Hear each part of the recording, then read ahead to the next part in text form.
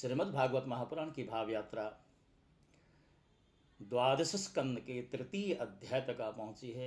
इस अध्याय में राज्य, युग, धर्म और कलयुग के दोषों से बचने का उपाय, नाम संकीर्तन की चर्चा की गई।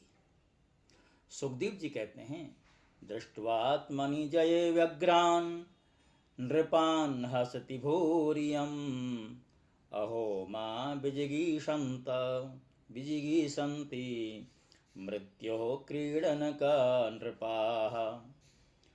राजन, जब पृथ्वी देखती है कि राजा लोग मुझ पर विजय प्राप्त करने के लिए उतावले हो रहे हैं, तब वह हंसने लगती है और कहती है, कितने आश्चर्य की बात है कि राजा लोग जो स्वयं मौत के खिलौने, मरण धर्मा हैं, वे मुझे जीतना चाहते हैं।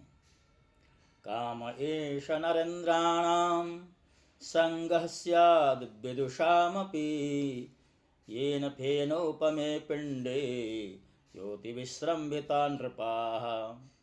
राजाओं से यह बात छिपी नहीं है कि वे एक न एक दिन मर जाएंगे, फिर भी वे व्यर्थ में ही मुझे जीतने की कामना कर रहे हैं।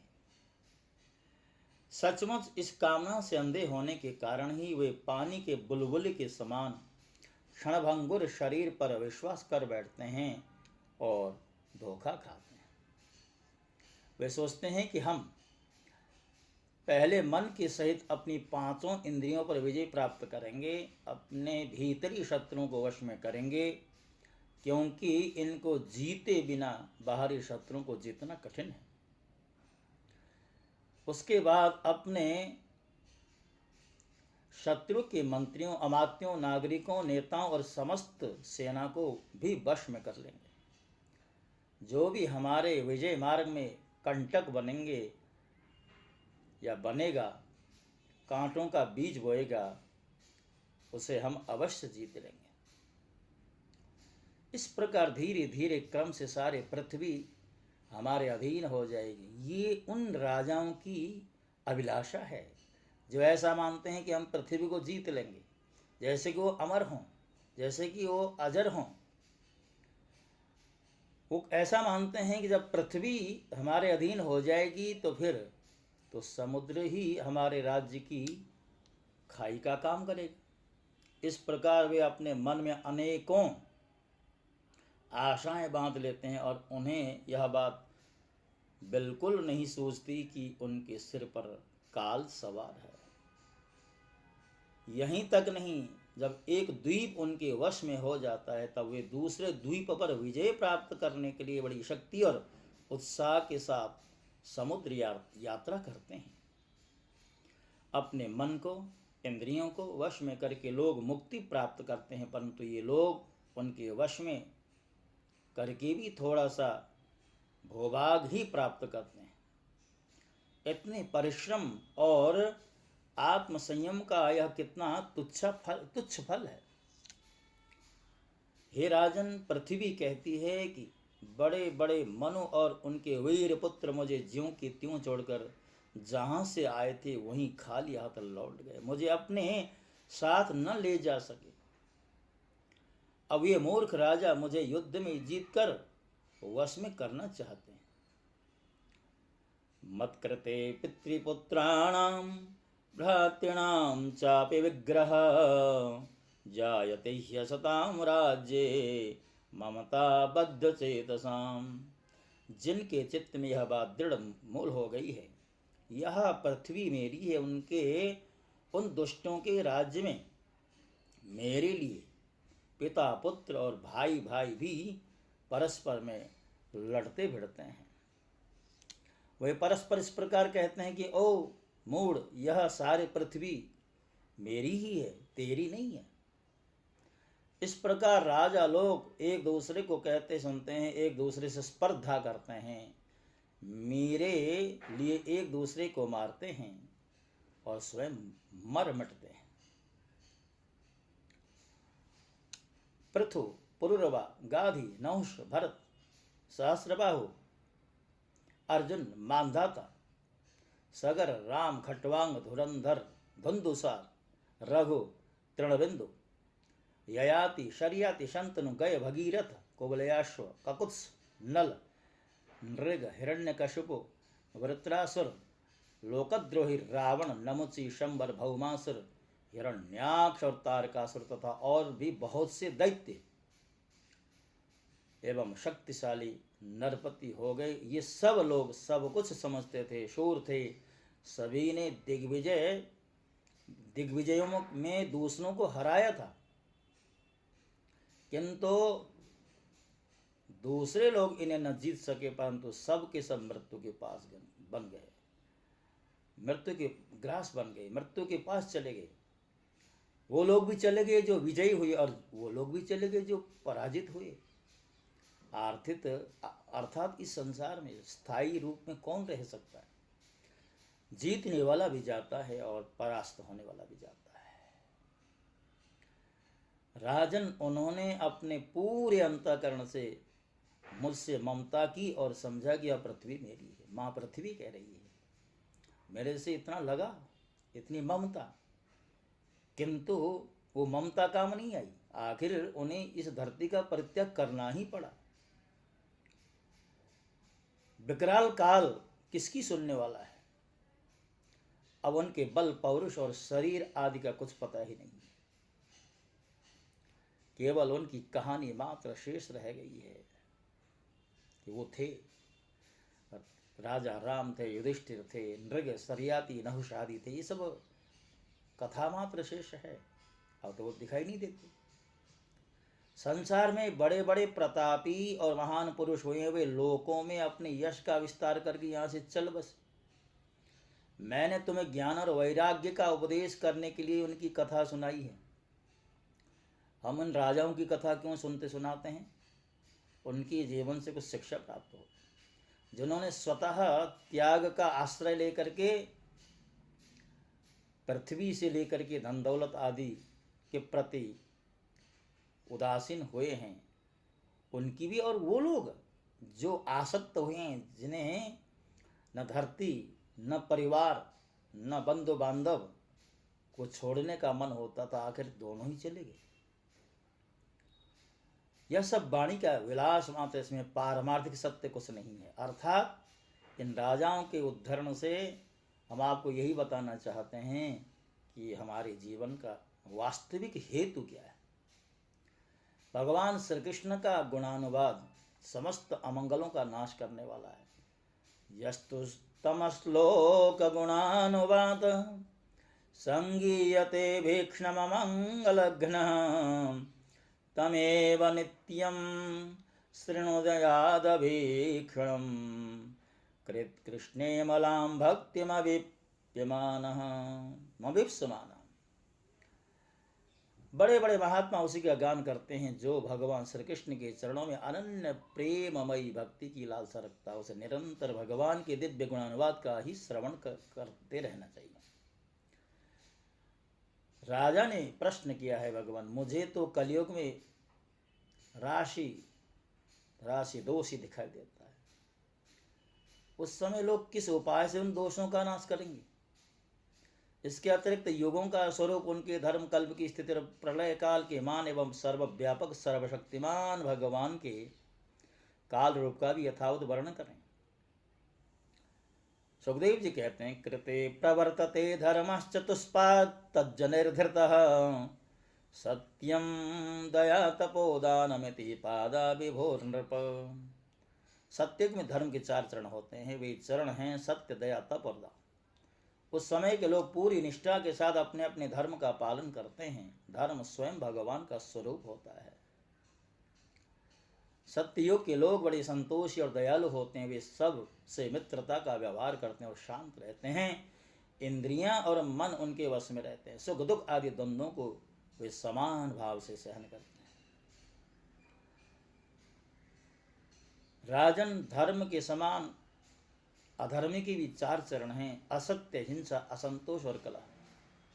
त्रेतायुग में इनके प्रभाव से धीरे धीरे धर्म के सत्य आदि चरणों का चतुर्थांश क्षीण हो जाता है। राजन, उस समय वर्णों में ब्राह्मणों की प्रधानता अक्षुण्ण रहती है। लोगों में अत्यंत हिंसा लंपटता का अभाव रहता है। सभी लोग कर्मकांड और तपस्या में निष्ठा रखते हैं और धर्म अर्थ काम रूप त्रिवर्ग का सेवन करते हैं। द्वापर युग में हिंसा, असंतोष, झूठ और द्वेष, अधर्म के इन चार चरणों की वृद्धि हो जाती है एवं इनके कारण धर्म के चारों चरण तपस्या, सत्य, दया और दान आदि आदि क्षीण हो जाते हैं। उस समय के लोग बड़े यशस्वी कर्मकांडी और वेदों के अध्ययन में और अध्यापन में बड़े तत्पर होते हैं। लोगों के कुटुंब बड़े बड़े होते हैं, प्रायः लोग धनाढ्य एवं सुखी होते हैं। उस समय वर्णों में क्षत्रिय और ब्राह्मण दो वर्णों की प्रधानता रहती है। कलयुग में तो अधर्म के चारों चरण अत्यंत बढ़ जाते हैं। उनके कारण धर्म के चारों चरण क्षीण होने लगते हैं और उनका चतुर्थांश ही बचा रहता है। अंत में तो उस चतुर्थांश का भी लोप हो जाता है। कलयुग में लोग लोभी, दुराचारी और कठोर हृदय होते हैं। वे झूठ मूठ एक दूसरे से वैर मोल लेते हैं एवं लालसा तृष्णा की तरंगों में बहते रहते हैं। उस समय के अभागे लोगों में शूद्र, केवट आदि की ही प्रधानता रहती है। सभी प्राणियों में तीन गुण होते हैं, सत्व, रज और तम। काल की प्रेरणा से समय समय पर शरीर, प्राण और मन में उनका ह्रास और विकास भी हुआ करता है। जिस समय मन, बुद्धि और इंद्रियां सत्य गुण में स्थित होकर अपना अपना काम करने लगते हैं, उस समय सत्ययुग समझना चाहिए। सत्य गुण की प्रधानता के समय मनुष्य ज्ञान और तपस्या से अधिक प्रेम करने लगता है। जिस समय मनुष्यों की प्रवृत्ति और रुचि धर्म, अर्थ और लौकिक पारलौकिक सुख भोगों की ओर होती है तथा शरीर, मन एवं इंद्रियां रजोगुण में स्थिर होकर काम करने लगते हैं, वे बुद्धिमान परीक्षित, समझना चाहिए कि उस समय त्रेता युग अपना काम कर रहा है। जिस समय लोभ, असंतोष, अभिमान, दंभ और मत्सर आदि दोषों का बोलबाला हो और मनुष्य बड़े उत्साह तथा रुचि के साथ सकाम कर्मों में लगना चाहें, उस समय द्वापर युग समझना चाहिए। जिस समय झूठ, कपट, तंद्रा, निद्रा, हिंसा, विषाद, शोक, मोह, भय और दीनता की प्रधानता, उसे तमोगुण प्रधान कलयुग समझना चाहिए। जब कलयुग का राज्य होता है तब लोगों की दृष्टि क्षुद्र हो जाती है। अधिकांश लोग होते तो हैं अत्यंत निर्धन, परंतु खाते हैं बहुत अधिक। उनका भाग्य तो होता है बहुत ही, मन और चित्त में कामनाएं बहुत होती हैं, परंतु बहुत बड़ी बड़ी जो कामनाएं होती हैं कलयुग में, ये उनका उस कलयुग के दोषों के कारण ऐसा होता है। स्त्रियों में दुष्टता और उल्टापन की वृद्धि हो जाती है। सारे देश में गांव गांव में लुटेरों की प्रधानता एवं प्रचुरता हो जाती है। पाखंडी लोग अपने नए नए मत चलाकर मनमाने ढंग से वेदों का तात्पर्य निकालने लगते हैं और इस प्रकार उन्हें कलंकित करते हैं। राजा कहलाने वाले लोग प्रजा की सारी कमाई हड़प कर उन्हें चूसने लगते हैं। ब्राह्मण नामधारी जीव पेट भरने और जननेन्द्रिय को तृप्त करने में ही लग जाते हैं। ब्रह्मचारी लोग ब्रह्मचर्य से रहित और अपवित्र रहने लगते हैं। गृहस्थ दूसरों की भिक्षा देने के बदले स्वयं भीख मांगने लगते हैं। वानप्रस्थी गांवों में बसने लगते हैं और सन्यासी धन के अत्यंत लोभी अर्थ पिशाच बन जाते हैं। स्त्रियों का आकार तो छोटा होता है पर भूख बढ़ जाती है। उन्हें संतान बहुत अधिक होती है और वे अपनी कुल मर्यादा का उल्लंघन करके लाज जो उनका आभूषण है छोड़ बैठते हैं। वे सदा सर्वदा कड़वी बात करते रहते हैं और चोरी तथा कपट में बड़े निपुण होते हैं। व्यापारियों के हृदय अत्यंत क्षुद्र हो जाते हैं। वे कौड़ी से लिपटे रहते हैं और छदाम के लिए धोखाधड़ी करते रहते हैं। और तो क्या, आपत्ति काल न होने पर तथा धनी होने पर भी वे निम्न श्रेणी के व्यापारों को जिनकी सत्पुरुष निंदा करते हैं ठीक समझने लगते हैं और अपनाने लगते हैं। स्वामी चाहे सर्वश्रेष्ठ ही क्यों न हो, जब सेवक लोग देखते हैं कि इसके पास धन दौलत नहीं रही तब उन्हें उसे छोड़कर भाग जाते हैं। सेवक चाहे कितना ही पुराना क्यों न हो, परंतु जब वह किसी विपत्ति में पड़ जाता है तब स्वामी उसे छोड़ देते हैं। और तो क्या, जब गौएं बकेन हो जाती हैं, दूध देना बंद कर देती हैं, तब लोग उनका परित्याग कर देते हैं। राजन, कलयुग के मनुष्य बड़े ही लंपट होते हैं। वे अपनी काम वासना को तृप्त करने के लिए किसी से भी प्रेम कर बैठते हैं। विषय वासना के वशीभूत होकर इतने दीन हो जाते हैं कि माता पिता, भाई बंधु और मित्रों को भी छोड़कर केवल अपनी साली और सालों से ही सलाह लेने लगते हैं। शूद्र तपस्वियों का वेश बनाकर अपना पेट भरते हैं और दान लेने लगते हैं। जिन्हें धर्म का रत्ती भर भी ज्ञान नहीं है, वे ऊंचे सिंहासन पर विराजमान होकर धर्म का उपदेश करते हैं। राजन, कलयुग की प्रजा सूखा पड़ने के कारण अत्यंत भयभीत और आतुर हो जाती। एक तो दुर्भिक्ष और दूसरे शासकों की कर वृद्धि। प्रजा के शरीर में केवल अस्थिपंजर और मन में केवल उद्वेग शेष रह जाता है। कलयुग में प्रजा शरीर ढकने के लिए वस्त्र और पेट की ज्वाला शांत करने के लिए रोटी, पीने के लिए पानी और सोने के लिए 2 हाथ जमीन से भी वंचित हो जाती है। उसे दाम्पत्य जीवन, स्नान और आभूषण पहनने तक की सुविधा नहीं रहती। कलयुग में लोग अधिक धन की तो बात ही क्या, कुछ कौड़ियों के लिए आपस में बैर विरोध करने लगते हैं और बहुत दिनों के सद्भाव तथा मित्रता को तिलांजलि दे देते हैं। कलयुग के क्षुद्र प्राणी केवल काम वासना की पूर्ति और पेट भरने की धुन में ही लगे रहते हैं। पुत्र अपने बूढ़े माता पिता की रक्षा पालन पोषण नहीं करते, उनकी उपेक्षा कर देते हैं और पिता अपने निपुण से निपुण सब कामों में योग्य पुत्रों की भी परवाह नहीं करते। भगवान ही चराचर जगत के परम पिता और परम गुरु हैं। इंद्र, ब्रह्म आदि त्रिलोकाधिपति उनके चरण कमलों में अपना सिर झुकाकर सर्वस्व समर्पण करते रहते हैं। उनका ऐश्वर्य अनंत है और वे एक रस अपने स्वरूप में स्थित हैं। परंतु कलयुग में लोगों में इतनी मूढ़ता फैल जाती है कि पाखंडियों के कारण लोगों का चित्त इतना भटक जाता है कि प्रायः लोग अपने कर्म और भावनाओं के द्वारा भगवान की पूजा से विमुख हो जाते हैं। राजन, कलयुग के अनेकों दोष हैं। कुल वस्तुएं दूषित हो जाती हैं, स्थानों में भी दोष की प्रधानता हो जाती है। सब दोषों का मूल स्रोत तो अंतःकरण ही है, परंतु जब पुरुषोत्तम भगवान हृदय में आ विराजते हैं तब उनकी सन्निधि मात्र से सब के सब दोष नष्ट हो जाते हैं। भगवान के रूप, गुण, लीला, धाम और नाम के श्रवण, संकीर्तन, ध्यान, पूजन और आदर से वे मनुष्य के हृदय में आकर विराजमान हो जाते हैं और 1-2 जन्म की पापों की तो क्या बात, हजारों जन्म के पाप के ढेर भी क्षण भर में समाप्त हो जाते हैं। जैसे सोने के साथ संयुक्त होकर अग्नि उसके धातु संबंधी मलिनता आदि दोषों को नष्ट कर देती है, वैसे ही साधकों के हृदय में स्थित होकर भगवान विष्णु उनके अशुभ संस्कारों को नष्ट कर देते हैं। हे राजन, विद्या, तपस्या, प्राणायाम, समस्त प्राणियों के प्रति मित्र भाव, तीर्थ स्नान, व्रत, दान और जप आदि किसी भी साधन से मनुष्य के अंतःकरण की वैसी वास्तविक शुद्धि नहीं होती जैसी शुद्धि भगवान पुरुषोत्तम के हृदय में विराजमान हो जाने पर। अब तुम्हारे मृत्यु का समय निकट आ गया, अब सावधान हो जाओ। पूरी शक्ति से और अंतःकरण की सारे वृत्तियों से भगवान कृष्ण को अपने हृदय सिंहासन पर बैठा लो। ऐसा करने से अवश्य ही तुम्हें परम गति की प्राप्ति होगी। राजन, ये तो कलयुग दोषों का खजाना है, परंतु इसमें एक बहुत बड़ा गुण है। वह गुण यह है कि कलयुग में केवल भगवान श्री कृष्ण का संकीर्तन करने मात्र से सारी आसक्तियां छूट जाती हैं। कृते अध्यायतो विष्णु त्रेतायाम यजतो मखई द्वापरे परिचर्यायाम कलो तद हरि कीर्तनात्। अर्थात सत्य युग में भगवान का ध्यान करने से, त्रेता युग में बड़े बड़े यज्ञों की द्वारा उनकी आराधना करने से और द्वापर में विधिपूर्वक उनकी पूजा सेवा से जो फल प्राप्त होता है वह कलयुग में केवल भगवान नाम का कीर्तन करने से ही प्राप्त हो जाता है। तो भक्तों, इसी के साथ साथ 12वें स्कंद का जो 3रा अध्याय, इसको यहाँ पर विश्राम दिया गया है। जैसा कि आप सब जानते हैं, हम एक ही अध्याय की श्रृंखला आपके समक्ष प्रस्तुत करते हैं। तो आइए, आज की श्रृंखला पूर्ण हो रही है। इसी श्रृंखला के साथ साथ मैं आपसे विदा होता हूँ।